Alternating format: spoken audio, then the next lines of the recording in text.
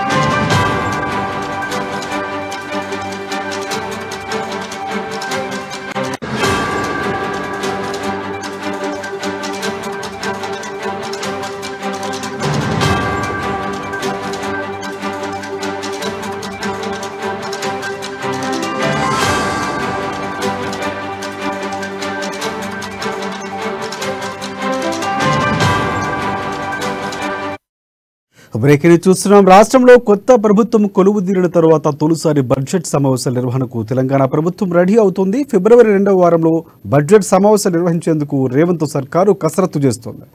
ఫిబ్రవరి 16 నుంచి assembly budget సమావేశాలు నిర్వహించేందుకు ప్లాన్ చేస్తున్నట్లు తెలుస్తోంది. సార్వత్రిక ఎన్నికల నేపథ్యంలో ఈసారి మోదీ ప్రభుత్వం ఓట్ ఆన్ అకౌంట్ బడ్జెట్ ప్రవేశపెట్టనుంది. ఈ నేపథ్యంలో రాష్ట్రంలో తాత్కాలిక బడ్జెట్ ప్రవేశపెట్టాలా లేదా పూర్తి స్థాయి బడ్జెట్ ప్రవేశపెట్టాలా అన్న దానిపై చర్చ జరుగుతున్నట్లు తెలుస్తోంది. అయితే పథకాల అమలుకు ఆటంకం కలగకుండా పూర్తి స్థాయి బడ్జెట్ ప్రవేశపెట్టేందుకే ప్రభుత్వం మొగ్గు చూపుతున్నట్లు తెలుస్తోంది.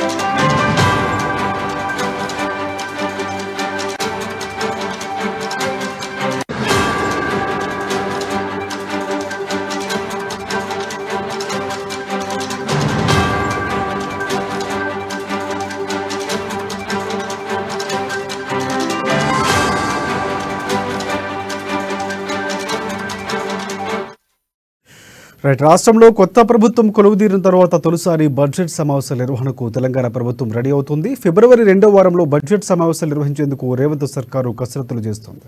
దీనికి సంబంధించి పూర్తి అప్డేట్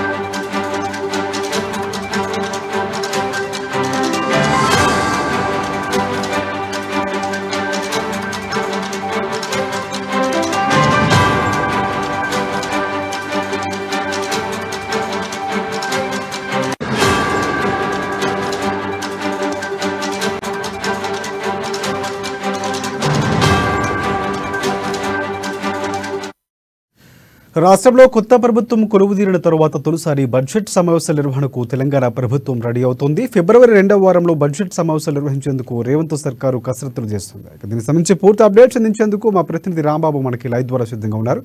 ఎస్ రాంబాబు, చెప్పండి. ఫిబ్రవరి 16 నుండి అసెంబ్లీ బడ్జెట్ సమావేశాలు నిర్వహించేందుకు ప్రభుత్వం అయితే సిద్ధమైనట్టు తెలుస్తూ ఉంది. అందులో భాగంగానే ఇటు ఒకవైపు సచివాలయం వేదికగా బడ్జెట్ సమీక్ష సన్నాహక సమావేశాలు జరుపుతా ఉన్నారు. వారం రోజుల పాటు డిప్యూటీ సీఎం బట్టి విక్రమార్క బడ్జెట్ సన్నాహక సమావేశాలు నిర్వహించిన తర్వాత ఇప్పుడు సీఎం రేవంత్ రెడ్డి కూడా వివిధ డిపార్ట్మెంట్లతోటి మంత్రులతోటి బడ్జెట్ సన్నాహక సమీక్ష సమావేశాలు నిర్వహిస్తున్నారు.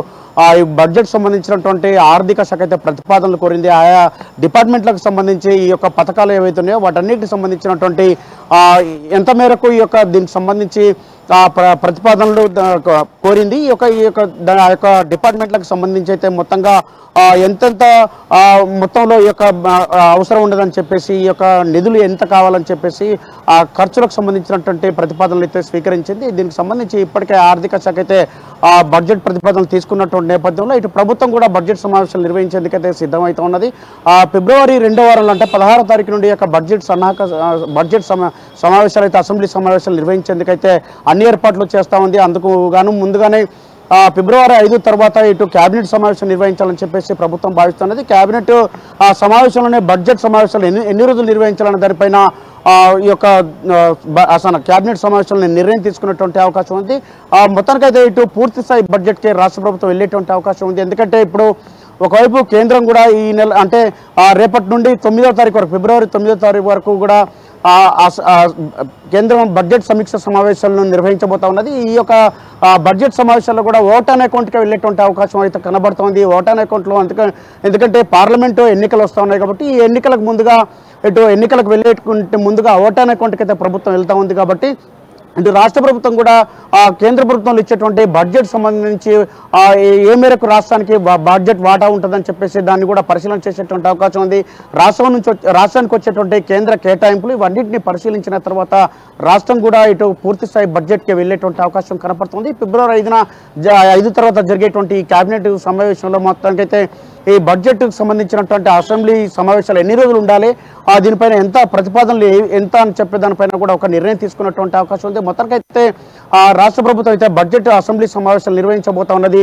దీనికి సంబంధించి ఇప్పటికే ఆర్థిక శాఖ నుండి ప్రతిపాదనలు కోరినటువంటి నేపథ్యంలో వివిధ పథకాలకు సంబంధించేది. ఎందుకంటే పూర్తిస్థాయి బడ్జెట్కి ఎందుకు వెళ్ళేటువంటి అవకాశం ఉందంటే ఇటు రాష్ట్ర ప్రభుత్వం ప్రకటించినటువంటి పథకాలకు ఎలాంటి ఆటంకాలు కలగకుండా, ముఖ్యంగా 6 గ్యారెంటీలు ఏవైతున్నాయి ఈ 6 గ్యారెంటీలకు ఎలాంటి ఇబ్బంది జరగకుండా ఉండాలంటే పూర్తిస్థాయి బడ్జెట్కి వెళ్ళాలని చెప్పేసి రాష్ట్ర ప్రభుత్వం భావిస్తూ ఉన్నది. పూర్తిస్థాయి బడ్జెట్ ద్వారానే ఈ యొక్క పథకాలను అమలు చేయొచ్చు అని చెప్పేసి కూడా భావిస్తూ ఉన్నది. కాబట్టి పూర్తిస్థాయి బడ్జెట్కి వెళ్ళేటువంటి అవకాశం ఉంది. కాబట్టి బడ్జెట్ సమావేశాలు ఎన్ని రోజులు ఉండాలి దానిపైన కేబినెట్లో భేటీలో మొత్తానికైతే ఈ యొక్క ఎన్ని రోజులు అనే దానిపైన ఒక నిర్ణయం తీసుకునేటువంటి అవకాశం ఉంది. మొత్తానికైతే 3 లక్షల కోట్లకు పైగానే ఈ యొక్క బడ్జెట్ ఉండేటువంటి అవకాశం కూడా కనబడతా ఉన్నది. మొత్తానికైతే ఎందుకంటే రాష్ట్ర ప్రభుత్వం ఇచ్చినటువంటి హామీలు ఇటు పథకాలు ఈ 6 గ్యారెంటీలకు సంబంధించినటువంటి అంశంలో కూడా ఒక స్పష్టత ఉన్నటువంటి రాష్ట్ర ప్రభుత్వం వీటన్నిటిని కూడా ఫిబ్రవరి 2వ వారం తర్వాత అంటే బడ్జెట్ సమావేశాల తర్వాత ఈ యొక్క 6 గ్యారెంటీలను కూడా అమలు చేయడానికి అన్ని ఏర్పాట్లు చేస్తూ ఉంది. కాబట్టి ఈ యొక్క బడ్జెట్ కూడా 3 లక్షలకు పైగా ఉండేటువంటి 3 లక్షల కోట్లకు పైగా ఉండేటువంటి అవకాశం ఉంది. కాబట్టి మొత్తానికైతే బడ్జెట్ సమావేశాలను ఫిబ్రవరి 2వ వారంలో అంటే ఫిబ్రవరి 16 తర్వాత నిర్వహించేటువంటి అవకాశం అయితే కనబడుతోంది. రాజశేఖర్. ఎస్ రాంబాబు గారు, ప్రధానంగా చూసుకుంటే బడ్జెట్ అంశానికి సంబంధించి ఏ అంశాలు ఈసారి ప్రధానంగా తీసుకునే అవకాశం కనిపిస్తుంది? గతంలో బడ్జెట్ కేటాయించిన తర్వాత ప్రభుత్వం నుంచి విమర్శలు వచ్చినటువంటి పరిస్థితి, ఈసారి ప్రత్యేకంగా శ్రద్ధ చూపించే అవకాశం కనిపిస్తుంది. ఎక్కువగా దేనిపై ఫోకస్ చేసే అవకాశం ఉంది ఈ ప్రభుత్వం? అంటే రాజశేఖర్ ప్రధానంగా 6 గ్యారెంటీలే ప్రధాన లక్ష్యంగా ప్రభుత్వం అయితే ముందుకెళ్తా ఉన్నది. ఇటు ప్రభుత్వం ఇచ్చినటువంటి, ఎందుకంటే ఒకవైపు పాలన సంబంధించి దరఖాస్తులు కూడా తీసుకున్నది. ఈ దరఖాస్తులో అనేక ఇటు 6 గ్యారెంటీలకు సంబంధించినటువంటి అంశాలపైన దరఖాస్తులు చేసుకున్నటువంటి వాళ్ళు 1,25,00,000లకు పైగా ఉన్నారు. వీళ్ళందరికీ కూడా ఈ యొక్క 6 గ్యారెంటీలు అమలు చేసి తీరుతామని చెప్పేసి ఇప్పటికే రాష్ట్ర ప్రభుత్వం ఇటు ఎన్నికల మేనిఫెస్టోలో ప్రకటించింది. అదేవిధంగా ముఖ్యమంత్రిగా రేవంత్ రెడ్డి ప్రమాణ స్వీకారం చేసిన తర్వాత 6 గ్యారెంటీలపైనే ప్రధానంగా దృష్టి సారించారు. కాబట్టి ఇప్పటికే 2 గ్యారెంటీలను అమలు చేస్తున్నటువంటి రాష్ట్ర ప్రభుత్వం మిగతా గ్యారెంటీలను కూడా అమలు చేయాలని చెప్పేసి కృతనిశ్చయంతో అందులో భాగంగానే ఈ 6 గ్యారెంటీలపైన 6 గ్యారెంటీలకే పెద్దపీట వేసేటువంటి అవకాశం ఉంది. అదేవిధంగా మేనిఫెస్టోలో ఇచ్చినటువంటి అనేక అంశాలను కూడా వాటిని ప్రధాన అంశాలుగా పరిగణలోకి తీసుకొని వీటిని కూడా ఇంప్లిమెంటేషన్ చేసేటువంటి అవకాశం కనబడతా ఉంది. కాబట్టి ఈ బడ్జెట్ సమావేశాల్లో ప్రధానంగా ఈ 6 గ్యారెంటీలే బేస్ చేసుకొని ఈ యొక్క బడ్జెట్ సమావేశాలు అయితే ఉండబోయేటువంటి అవకాశం ఉంది. ఈ యొక్క ఇప్పుడు కళ్యాణ సంబంధించినటువంటి ఆడబిడ్డకు ఎవరికైతే ₹1,00,000 దాంతోపాటుగా తులం బంగారం ఇస్తామని చెప్పి రాష్ట్ర ప్రభుత్వం చెప్తా ఉంది. కాబట్టి ఇప్పటికే గత ప్రభుత్వం అయితే 2,000 కోట్లకు పైగా కేటాయించినటువంటి సందర్భంలో ఇప్పుడు అది 3,000 కోట్ల వరకు కూడా అవసరమైనటువంటి అవకాశం కనబడుతుంది. ఇట్లా ఇటు రవాణాకు సంబంధించినటువంటి అంశంలో కూడా 4,000 కోట్లకు కావాలని చెప్పేసి రవాణా శాఖ బడ్జెట్ని అయితే ప్రతిపాదనలు పంపించింది. ఈ విధంగా బడ్జెట్ అయితే గత ప్రభుత్వానికంటే ఈ యొక్క ప్రభుత్వంలో బడ్జెట్ ఇంకా పెరిగేటువంటి అవకాశం కనబడుతోంది. ఎందుకంటే 6 గ్యారెంటీలు అనేటివి ప్రధానంగా బడ్జెట్ కేంద్రంగానే ఉన్నాయి. కాబట్టి వీటన్నింటి కూడా ఈ బడ్జెట్లో వీటికి ప్రతిపాదనలు ఎక్కువనే వచ్చినాయి. కాబట్టి ఈ 6 గ్యారెంటీలు అదేవిధంగా ఇచ్చినటువంటి హామీలన్నింటినీ పరిశీలన తీసుకొని పూర్తి స్థాయి బడ్జెట్కే వెళ్ళేటువంటి అవకాశం ఉంది. కాబట్టి ఓటాన్ అకౌంట్కి వెళ్ళేటువంటి అవకాశం లేదు. కాబట్టి ఇప్పుడు పూర్తి స్థాయి బడ్జెట్కు వెళ్తే 3,00,000 కోట్లకు పైగానే బడ్జెట్ అయితే రూపొందించేటువంటి అవకాశం కనబడుతోంది. Rajasekhar, right. Thanks for updates Rambabu.